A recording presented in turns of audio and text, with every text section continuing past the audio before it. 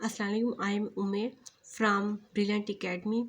आज हम जिनकी पोएम पढ़ेंगे वो W.I. डेविस की पोएम पढ़ेंगे। लेयर जो लेयर है वो सोनेट है। सोनेट डिवाइडेड इनटू 7 कॉपलेट पे मुश्तमिल है। रिटन एंड पब्लिश इन 1911 में हुई थी। लेयर्स मीन्स है फ्री वर्ड्स, इनके फ्री टाइम के हैं। जो W.I. डेविस इनकी विलियम हेनरी जो डेविस है वो बर्न हुए थे, उनकी जो पैदाइश थी वो 1870 में हुई थी और उनकी डेथ हुई थी 1940 में हुई थी। ये एक नेचर पोएट है, यानी कि नेचुरल के बारे में बहुत लिखा है, इनके फ्री लाइफ के बारे में इन्होंने लिखा हुआ है, नेचर लाइफ के बारे में लिखा है। इनको नेचुरल पोएट भी कहते हैं। ये इंग्लैंड से कनाडा में आए थे, यानी कि वहाँ पे फुट जंपिंग की थी, यानी कि वहाँ पे रहते हुए यानी कि वो इंग्लैंड में थे, फिर वो कनाडा में शिफ्ट हो गए थे। इनकी जो थी, इनकी मैरिड इनकी थी वो 1923 में इन्होंने इनकी शादी हुई थी इमा से। ये हुआ यानी कि मच यंगर देन हिम, वो उनसे बहुत ज़्यादा यानी कि यंग थी।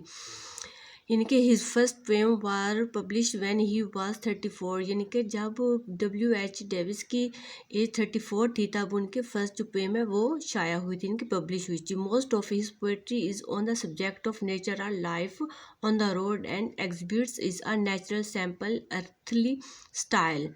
जो उनके जो ज़्यादा जो पोएम है, जो नेचर है उनकी, वो अर्थली लाइफ के बारे में, यानी कि वो नेचुरल चीज़ों के बारे में बहुत ज़्यादा फोकस की गई, उनके बहुत ज़्यादा वो लिखते हैं।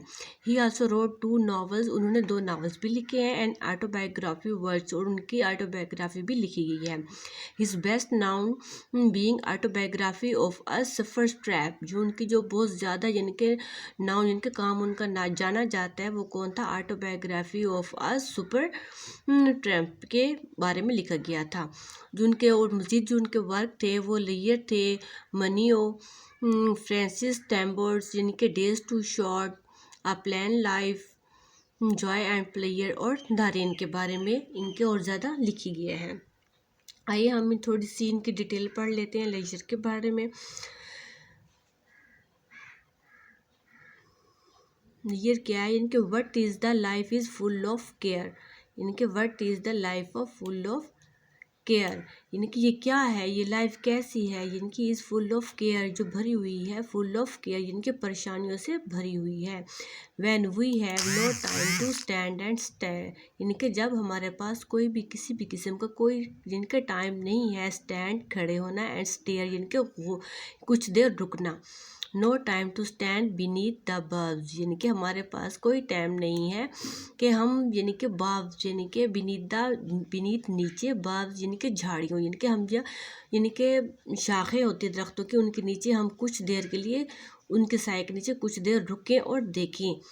And stare along as sheep and cow, और इस तरह घूर घूर के देखे जैसे कि भेड़ें और गाय घूर घूर के चीज़ों को देखती है, हमारे पास इतना भी टाइम नहीं होता।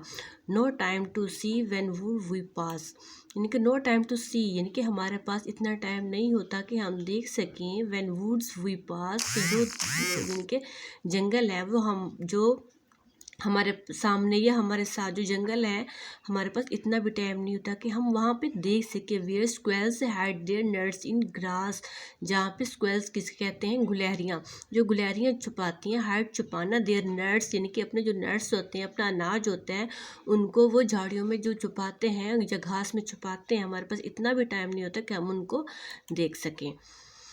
No time to see in broad daylight, यानी कि ब्रॉड डेलाइट यानी कि बहुत इंतहाई चमकीली रोशनी, यानी कि उतना टाइम नहीं था कि हम चमकीली रोशनी को देख सकें। स्ट्रीम फुल ऑफ स्टार्स, यानी कि स्ट्रीम नदी है जो फुल ऑफ स्टार्स यानी कि फुल ऑफ स्टार्स से भरी हुई है। लाइक स्काई एट नाइट, जैसे कि जो आसमानों भरा जो ऐसे आसमान होता है, सितारों भरा आसमान होता है रात को, इसी तरह जो दिन को नदी है वो भी तारों की एक अक्स पेश कर रही है। हमारे पास इतना भी टाइम नहीं था कि हम इस खूबसूरती को देख सकें।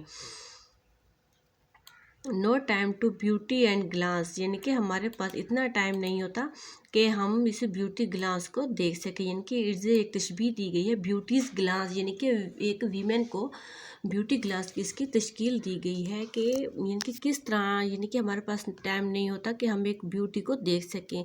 एंड वॉच हर फीट की, उसके फीट यानी कि उसके पैरों को देख सके कि वो कैसे उनको हरकत दे रही है। हाउ दे कैन डांस, यानी कि वो कैसे वो डांस करे, कैसे वो अपने आप को हरकत दे रही है। हमारे पास इतना भी टाइम नहीं होता कि हम ब्यूटी ग्लास को, एक दोशीज़ा की डांस को भी देख सके, वो कैसे वो उसकी मूवमेंट कर रही है।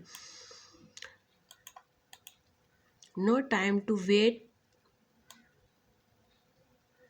No time to wait till her mouth can, यानी कि हमारे पास इतना भी टाइम नहीं होता, हम इतना भी वेट यानी कि इतना भी इंतज़ार नहीं करते। Till her mouth intrigued the smile her eyes begin, की उसकी जो मुस्कुराहट है, जो उसकी स्माइल है, वो जस्ट उसकी आंखों पे है, ना कि अभी उसके लिप्स पे, यानी कि उसके माउथ पे नहीं पहुंची, जस्ट उसकी आइज़ में ही उसकी जो स्माइल है वो है।